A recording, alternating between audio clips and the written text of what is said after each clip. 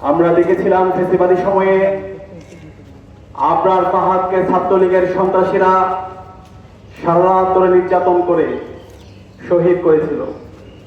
সে আবরার ফাহাদকে শহীদ করার পরে, হত্যা করার পরে যখন আমরা সিসিটিভি ফুটেজের জন্য হল প্রশাসনের কাছে গিয়েছিলাম, তখন ওই ফেসিবাদী সময়ে হল প্রভোস্ট ওই সিসিটিভিকে গায়েব করেছিল। আপনাদের কি মনে আছে সেই ঘটনা? ঠিক একই কায়দায় জুলাই বিপ্লব পরবর্তী আমরা দেখতে পাচ্ছি ঢাকা বিশ্ববিদ্যালয়ে যখন কোনো শিক্ষার্থীদের উপর নিপীড়ন হয়, একই কায়দায় আবরার ফাহাদের হত্যার সিসিটিভি ফুটেজ যেভাবে গায়েব করা হয়েছিল, ঠিক একই কায়দায় বিশ্ববিদ্যালয়ের হলের প্রভোস্ট, হল প্রশাসন, প্রক্টোরিয়াল টিম এবং বিশ্ববিদ্যালয়ের প্রশাসন তারা সিসিটিভি ফুটেজকে গায়েব করার জন্য প্রতিযোগিতায় তারা লিপ্ত হয়ে যায়। যার যার যার ঘটনাগুলো আমরা এখন পর্যন্ত দেখতে পাচ্ছি। আপনারা জানেন, ফজলুল হক মুসলিম হলে 48 ঘন্টা আগে একজন শিক্ষার্থীকে, ইব্রাহিম নামে একজন শিক্ষার্থীকে দেখে হল প্রভোস্ট তাকে শারীরিক এবং মানসিকভাবে নির্যাতন করে। নির্যাতন করার পরে তার পরিবারকে, তার অসুস্থ মাকে ওই প্রভোস্ট এবং ওখানকার স্টাফদের মাধ্যমে তাকে হুমকি দেওয়া হয় এবং তার থেকে মিথ্যা জবানবন্দি নেওয়া হয়। পরবর্তী ওই শিক্ষার্থী যখন প্রভোস্ট অফিস থেকে বের হয়ে প্রতিবাদ করেছিল এবং পরের প্রেক্ষিতে ডাকসু নেতৃবৃন্দ এবং হল সংসদ এবং সাধারণ শিক্ষার্থীরা ওই প্রভোস্ট অফিস ঘেরাও দিয়েছিল। আমরা চেয়েছিলাম এই যে প্রভোস্ট শিক্ষার্থীকে শারীরিক এবং মানসিকভাবে নির্যাতন করেছে, সে কোনো প্রভোস্ট নয়, সে কোনো শিক্ষক নয়, সে হলো গুন্ডা। আমরা সেই গুন্ডা অপসারণ চেয়েছিলাম। আমরা বিশ্বাস করি এই প্রভোস্ট সে শিক্ষকতা যে মর্যাদা সেটা সে হারিয়েছে। তাকে সে ক্রিমিনাল অফেন্স করেছে, তাকে দ্রুত সময়ের মধ্যে বিশ্ববিদ্যালয় থেকে অপসারণ করতে হবে এবং তাকে দেশীয় যে আইন, সে আইন অনুযায়ী তাকে থানায় দিয়ে তার উপর জাস্টিস এনশিওর করতে হবে। আমরা যখন সেই জাস্টিসের কথা বলছিলাম, ডাকসু নেতৃবৃন্দ এবং হল সংসদের নেতৃবৃন্দ এবং শিক্ষার্থীরা যখন প্রভোস্ট অফিসে গিয়ে সেই সিসিটিভি ফুটেজ আমরা চাচ্ছিলাম, তখন আমাদেরকে বিভিন্নভাবে হুমকি দেওয়া হচ্ছিল এবং আমরা যখন যৌক্তিকভাবে আন্দোলন করছিলাম, এক পর্যায়ে বিশ্ববিদ্যালয় সহকারী প্রক্টর যারা আছে, সেই প্রক্টররা, হাসিনা আমলে, মাকসুদ কামাল আমলে বিশ্ববিদ্যালয়ের প্রভোস্টরা, প্রক্টররা যেভাবে শিক্ষার্থীদেরকে হুমকি দিত, যেভাবে মেরে ফেলার হুমকি দিত, ঠিক একই কায়দায় ওই দিন রাতে আমাদের বিশ্ববিদ্যালয়ের প্রক্টরদের ভূমিকা আমরা দেখতে পেয়েছি। এই গুন্ডা প্রভোস্টকে তারা উদ্ধারের জন্য তারা ব্যতিব্যস্ত হয়ে গেছে। আমাদের কাছে মনে হয়েছে শুধুমাত্র এপিএস হলের প্রভোস্ট না, তার সাথে বিশাল এক সিন্ডিকেট আছে যারা শিক্ষার্থীদের সাথে নিপীড়নের সাথে জড়িত আছে। আমরা যখন যৌক্তিকভাবে আন্দোলন করছিলাম, এক পর্যায়ে ওই প্রভোস্ট এবং বিশ্ববিদ্যালয়ের প্রশাসনের ইন্ধনে ছাত্র দলের সন্ত্রাসীদেরকে নিয়ে এসে আমাদের শিক্ষার্থীদের উপর হামলা করা হয়। নির্বাচিত প্রতিনিধি, হল সংসদের নির্বাচিত প্রতিনিধি আবু নাঈম এবং জিএস ইমামের উপর বর্বরোচিত কায়দায় হামলা করা হয়। আমরা দেখতে পেয়েছি সে হামলার পরে ওই ছাত্র দলের সন্ত্রাসীদের উল্লাস করতে। আমাদের প্রশ্ন, শিক্ষার্থীদের ন্যায্য অধিকার, শিক্ষার্থীদের বিচারের জন্য যেখানে আমরা আন্দোলন করছি, আমাদের নির্বাচিত প্রতিনিধিরা আন্দোলন করছে, সেখানে ছাত্র দলের কাজ কি? ছাত্রদল কেন এই হামলাকারী প্রভোস্ট, এই গুন্ডা প্রভোস্টকে উদ্ধার করতে সেখানে যাবে? তাদের কাজ কি ওখানে? আমরা জানি না।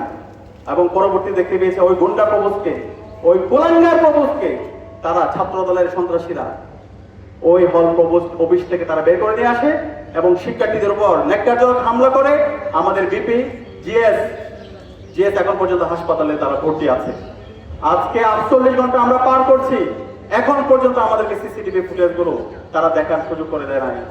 এখন পর্যন্ত আমাদের কাছে মনে হচ্ছে এই হামলা যেহেতু তারা সিসিটিভি ফুটেজ প্রকাশ করছে না, তাহলে আমরা ধরে নিচ্ছি এটার সাথে বিশ্ববিদ্যালয়ের প্রশাসন জড়িত আছে। বিশ্ববিদ্যালয় প্রশাসন নিশ্চিতভাবে তাকে নির্দেশনা দিয়েছে, আমরা দুর্নীতি করব, শিক্ষার্থীরা কোনো ধরনের সমালোচনা করতে পারবে না। আমরা শিক্ষার্থীদের উপর নিপীড়ন করব, শিক্ষার্থীরা কোনো ধরনের কথা বলতে পারবে না। আমরা শিক্ষার্থীদেরকে আশ্বস্ত করছি, ঢাকা বিশ্ববিদ্যালয়ের 40,000 শিক্ষার্থীদেরকে আমরা আশ্বস্ত করছি, আমরা বেঁচে থাকতে এই ক্যাম্পাসে আর নিপীড়ন ফিরে আসতে দেব না। আমরা আমরা বেঁচে থাকতে এই ক্যাম্পাসে গরম গেস্টরুম কালচার ফিরে আসতে দেব না।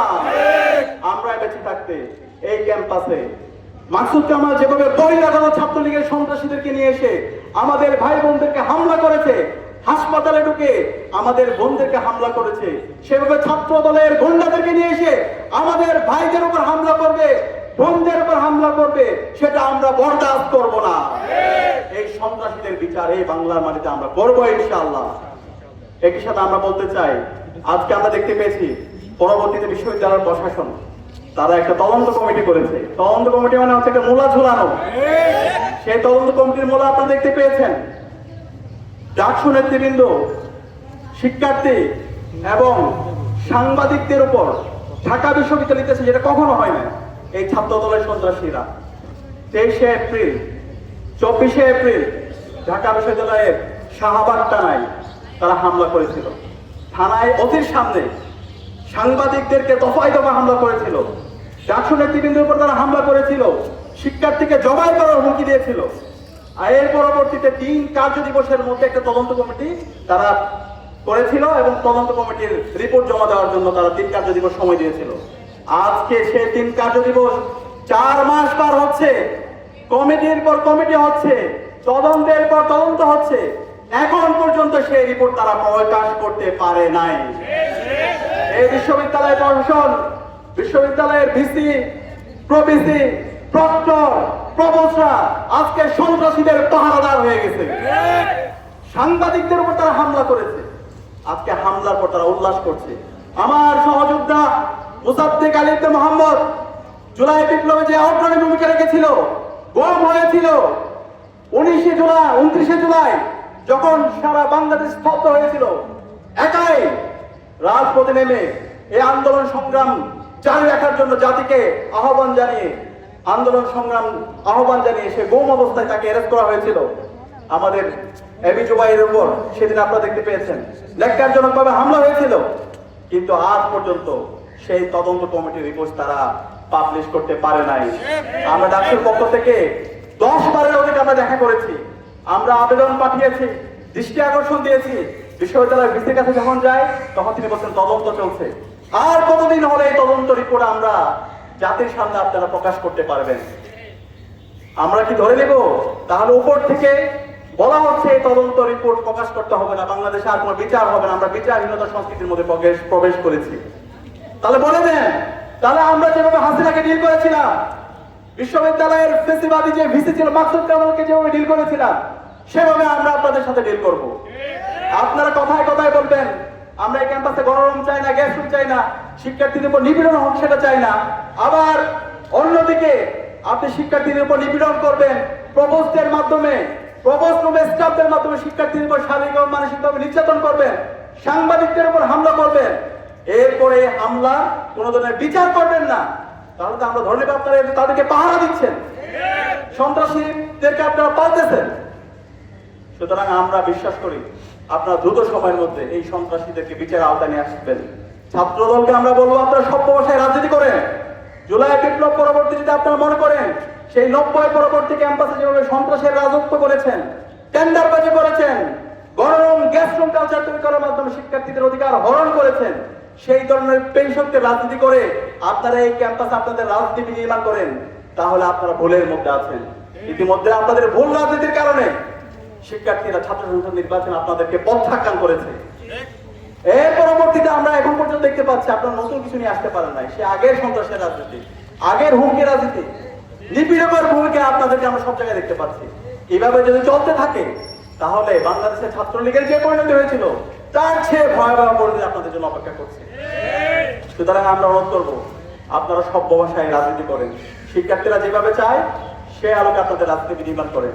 আর বিশ্ববিদ্যালয় প্রশাসনকে বলবো আর তালবাহানা না করে দ্রুত সময়ের মধ্যে শাহবাগ থানায় যে ছাত্র দলের সন্ত্রাসীরা হামলা করেছে এবং এফএইচ হলে শিক্ষার্থীদের নির্বাচিত প্রতিনিধি যে সমস্ত ছাত্র দলের সন্ত্রাসীরা হামলা করেছে এবং যে প্রভু আমাদের শিক্ষার্থীকে শারীরিক এবং মানসিকভাবে নির্যাতন করেছে, তাদের সবাইকে দ্রুত সময়ের মধ্যে আইনের আওতায় নিয়ে আসেন এবং বিশ্ববিদ্যালয়ে যে আইন সে অনুযায়ী বহিষ্কার করেন। একই সাথে যারা তদন্ত কমিটিতে আছেন আপনারা যদি মনে করেন যে এই ধরনের মিথ্যা প্রপাগান্ডা করে ভুল তদন্ত রিপোর্ট দিয়ে আপনারা দায় মুক্তি পেয়ে যাবেন, অপরাধীদেরকে দায় মুক্তি দিয়ে আপনারা দায় মুক্তি পেয়ে যাবেন। আপনাদেরকে হুঁশিয়ার করছি, যে জমিনে রক্ত পড়েছে সেই জমিনে রক্ত কথা বলবে, সেই জমিনে রক্তের প্রতিটি ফুটার মূল্য আমরা নিব ইনশাআল্লাহ। সুতরাং কমিটির মাধ্যমে একের পর এক আপনারা দীর্ঘায়িত করবেন, সেটা যদি চলতে থাকে তাহলে আমরা আরো দুর্বার হইতে আমরা আমাদের আন্দোলন সংগ্রাম জারি রাখবো ইনশাআল্লাহ।